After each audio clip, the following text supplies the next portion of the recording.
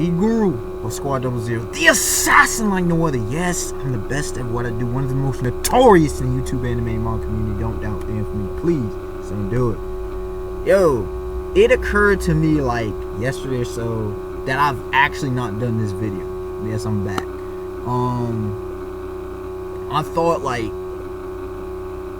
about this many times over, okay, and finally compiled a list. And what is the list? We're talking about the top 10 best Beybladers in the original trilogy. Forget the Metal Saga. We ain't talk about that. And I found out that they got some cyborgs, like some new stuff like that. What? They done a third trilogy? Or I don't know what's going on in this new age junk. I may check it out, but whatever. We here for that greatness. We here for that classic, that legendary shonen anime itself. We talk about Beyblade. Who are the best Beybladers, and in what order? And I will give that list, and as to why they are in such slots as they are, in the positions that they are. Some of it may shock us. Some of your best, some of your favorites may be down on the list. That is possible, because look, this is about skill. You know, if taking into account offensive capabilities, as well as defense, you know, attack, defense, you're talking about your stamina, your endurance, I guess you can say durability. Your skill is huge to this. You understand? We're taking everything, your creativity, your strategy. The strategy is important. So we're taking all the factors into account.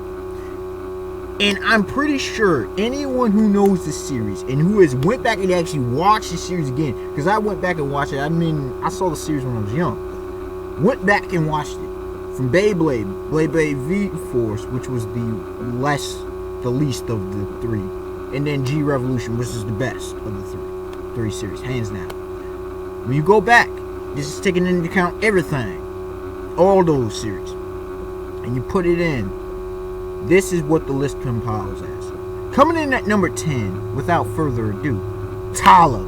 Tala, former leader of the Demolition Boys, as well as pretty much the leader, depending if you want to put Kai as the leader of the Blitzkrieg Boys. Now, Tala with Warburg. This dude was devastating. This dude was truly a monster. He was the final antagonist in the original Beyblade series, and as well as he was a big player. A big-time player in G Revolution, the second half of the season, of the series, whatever you want to consider it. Season 2, I don't know, whatever. Part 2. This dude, Tyler, was a monster. Offensively, he ranks, arguably, does he hit top 5? Because, I mean, top 5 offense, you gotta take into consideration. We'll talk more about it later. But you got, of course, Tyson Ray, Kai possibly. Is Kai top 5 offense? Possibly. Of course, you got to put Brooklyn. I know definitely Tyson, Ray, Brooklyn, definitely up there. Garland's a monster. Tyler Mason, Azuma's up there too. You feel me? Tyler's at least top 7, if not top 5 in offense. Okay, when it comes to Beybladers. This dude's offense was legit. This dude's defense was based on a phenomenal strategy and usage of his environment. This dude, his defense was his strategy. That's pure and simple. This dude had the endurance. He didn't really even need much stamina because he used his opponent's weaknesses to his strengths and to his advantages. This dude was on point. The only reason as to why this dude is not higher on the list is simply for the fact that he's taking L's. He's taking legitimate L's. It's, you know, you can say, well, Tyson, Ray, Max, Kai, they all took L's.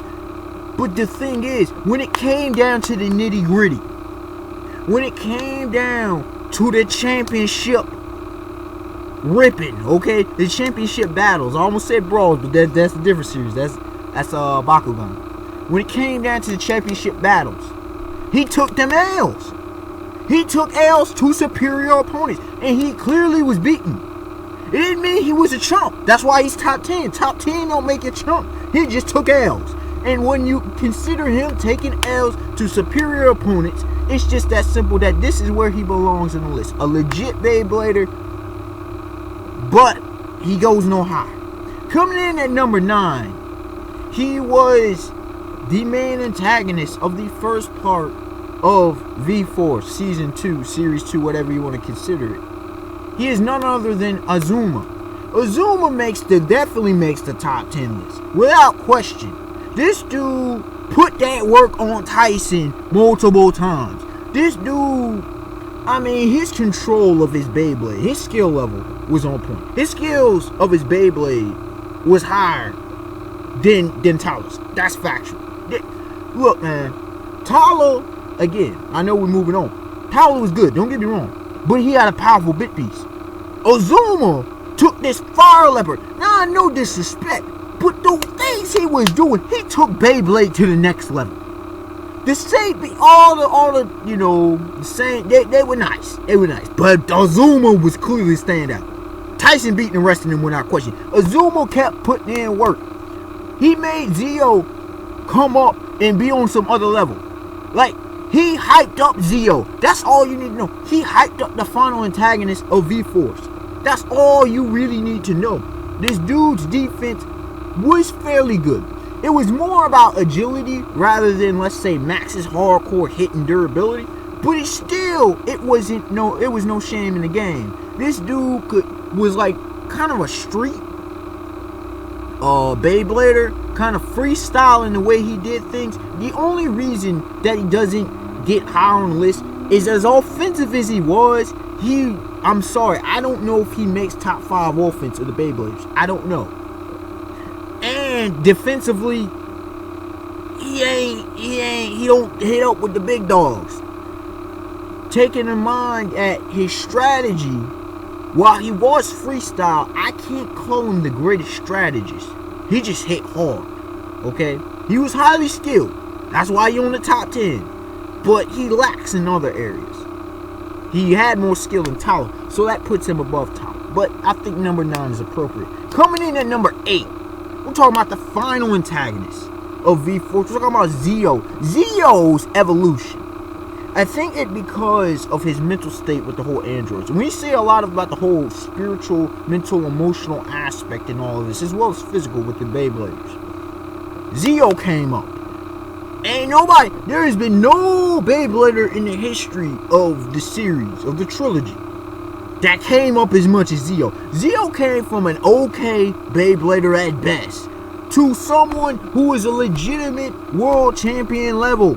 Period. This dude you can throw up against anybody. And the fact of his control of the beast from the stone, the Cerberus.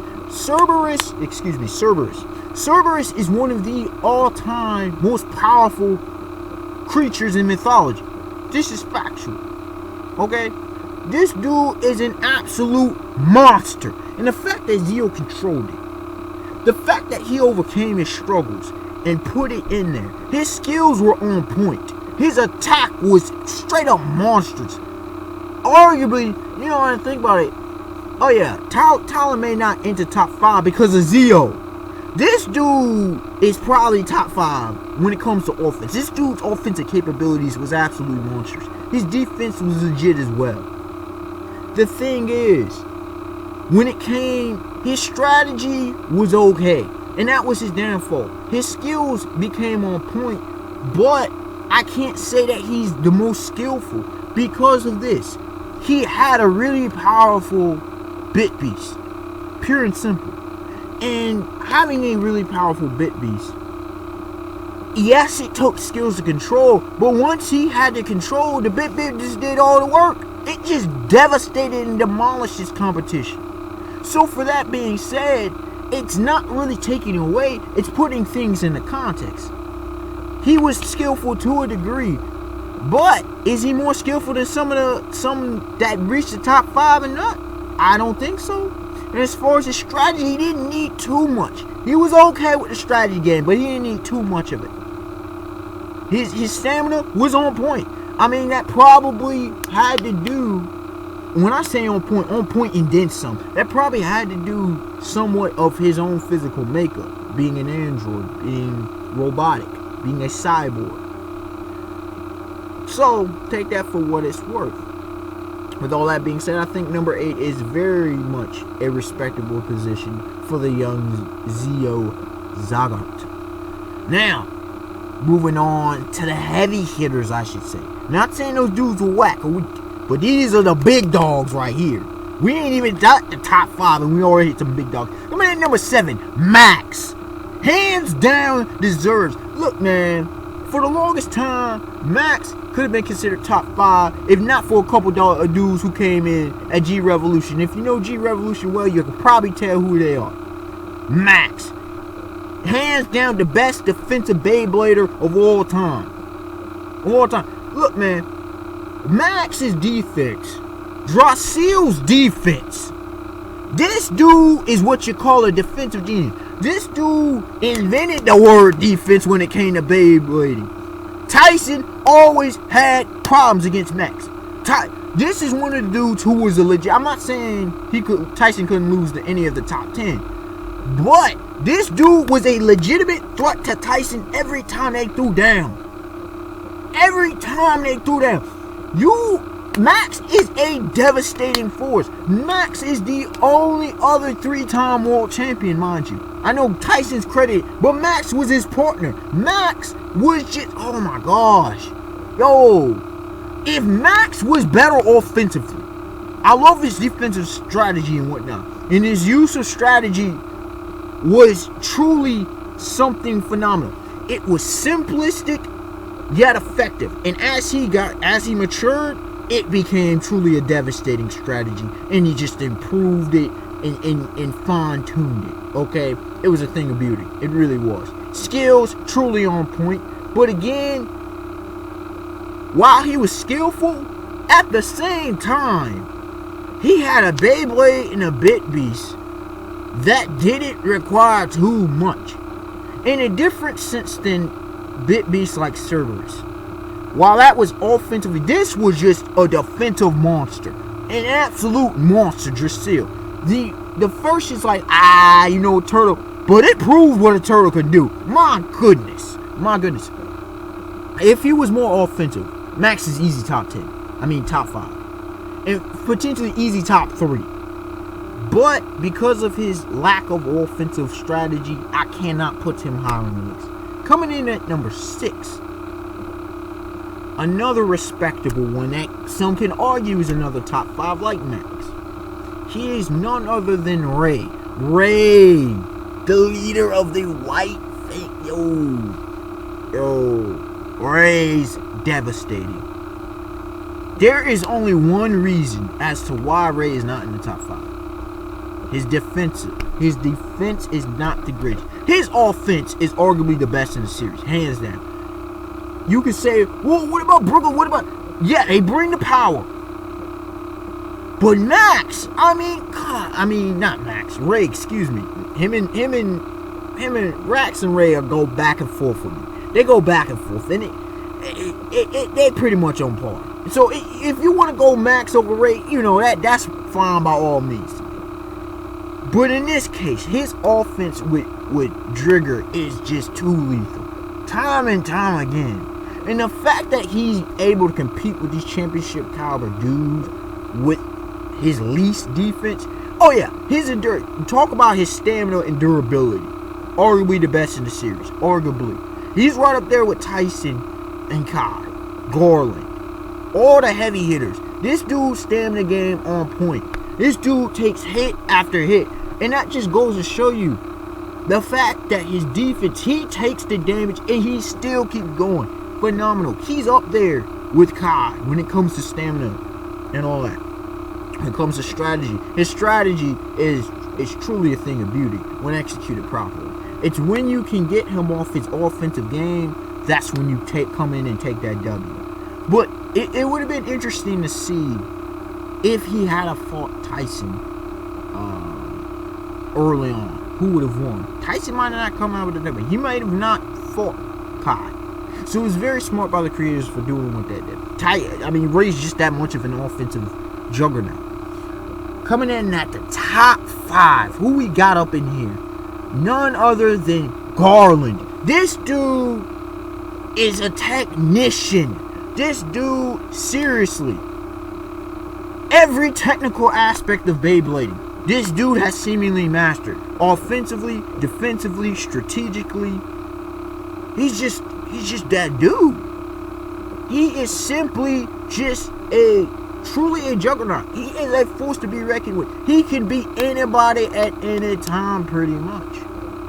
It's just the simple fact is, his skill doesn't compare to some of his other ones.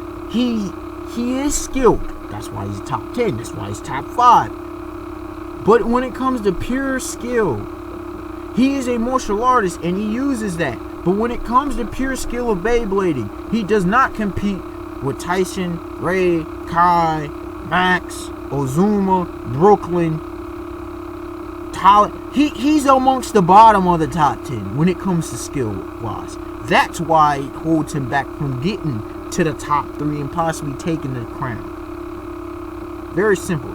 If you know Garland, he's easy top 5. This dude is just too powerful. He really is. Coming in number 4. We didn't see too much from him in the anime. But none other than Tyson Granger's older brother, Jin of the Gale. The guy who taught Tyson, more or less. The dude who's a mentor. The dude didn't have to put in any work to get into the top 5. He casually wiped the floor with Tyson. Casual. Now you can say, well, what about Azuma? Look, dude, he wrecked Tyson without trying. I can't put him higher because we didn't see enough from him. But the fact that this dude, he not only wrecked him, he taught Brooklyn. He taught the savant, the prodigy himself. He taught 2 of the most powerful, 2 of the best Beybladers in history. Come on, man.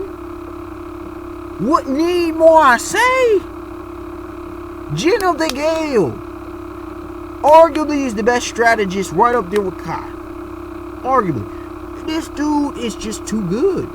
He's too good. And I don't recall him using a bit BC. Keep that in mind. Now, coming in at number 3, we talking the heavy hitters. This one may be a shocker because some people would put him as the top. I disagree for a couple reasons. Here's why. Brooklyn with Zeus. It doesn't get more. Zeus. He deserves Zeus. The top. The god. The king. Truly powerful. Offensively, it's ridiculous what this dude brings to the table. His offense was his defense. Let's put it that way. Unlike Ray's offense was just that monstrous. This dude, oh my gosh. Power. Clearly the most powerful in the series. Pure power. Devastating. The strategy was okay. He needed more experience, but his whole mental thing. This dude is a savant of the game. This dude was just this good without practice. He pulled some straight Frieza status, okay? If you were a Dragon Ball fan, this dude was too good. He was too good for his own good, okay? Too powerful. The fact that his mind, he combined his mind with the illusion and made a reality. That's crazy. That's just crazy. But again, I can't put him up here in the top 2 because stamina, he didn't have the mental game. His mental game wasn't on point with some of these other cats that had tons of experience, boatloads of experience. It's not even a fair comparison. And he took L's to the top 2 dudes. You know who those top 2 dudes are. He took L's when the rubber met the road. I understand that Kai took an L. But Kai, we saw what Kai went through with this cat. And he still took that L, man. Brooklyn took that L when it came down to the clutch. So for that, nah, dog. I can't put him in the top 2 because his lack of experience showcased itself in that while he was very skillful in many facets, when it came to pure technique, Garland had him beat. Okay? Kai, Tyson, Ray, Max, they all got to beat. Jin of the Gale, without question, got to beat. Keep that in mind. Coming in at number 2, and this is a toss-up for a lot of people. They may put him in number 3, whatever. But Kai, my dog Kai, okay? Second favorite character in the series. Doggone, one of the most relatable characters, one of the 4 most relatable characters to me, for me personally, in anime and manga. Kai, offensively, powerful. Defensively, fairly good. Decent. You know, I wouldn't call him. He's definitely not on max level when it comes to defense. His defense was you know, it held him down. But his offense was nice. Dronzer was nice. Hands down, Dronzer has some powerful techniques. But that's not what gets him. It's his stamina and durability. He put in the physical work and build up his body, build up his Beyblade. His strategy, you gotta put him at the top, man. You gotta put him as the best strategist in the series. This dude knew everything, seemingly. It was very, very seldom. Now, he wasn't omniscient, of course. But it's very seldom that he got caught off guard. He knew too much about Beyblading to be ignored. That strategy, along with his stamina and durability, his endurance, allowed him to survive many battles, allowed him to be on par with Tyson. The number 1 Beyblader. Yes, I've already said it. Tyson Granger is the number 1. He happens to be my favorite character in the series, but there's reasons for that because of character development, characterization, all that. The thing about Tyson, Tyson embodied Beyblade. I can't say he was the best. He wasn't the best at any one thing, but overall, he's just the best. Offensively, he's right up there with Ray in Brooklyn. Okay, he's right up there with the best. Period. He's pretty much top 3 in every single category. Defensively, while this is the advantage he had over Ray, and why Ray doesn't break the top 5, because while they have a similar type strategy and as well as Beyblade, Tyson made sure he got his junk built up, whether it be through Kenny, whether it be, you know, for the battles. He recognized that he has to be able to survive, especially with his attack-oriented strategy. So he built up a Beyblade as well as he strengthened the Bit-Beast. I mean, his stamina up there with Kai and up there with Ray, up there with the big dogs when it comes to stamina. Durability, same thing. Just like Kai, he trained his physical body up. Ray did as well. Others trained, but I mean Tyson, his whole thing was train. That's all he did. His mind was solely, seemingly focused on Beyblading for most of the series, and it showed. His skills were on point. At times, you know, he wasn't thinking, but his skills were on point. His strategy was legit usually. Sometimes he ran into problems. Let's just put it that way. But he ran into problems against legit Beybladers in general. So it's not. He ran into problems pretty much against the top 10. Go figure, right? With that being said, this is my list of the top 10 best Beybladers in the original trilogy. Give me yours. What order do you have? Do you disagree? Is there any others? Like the one dude, was it Robert from the European team?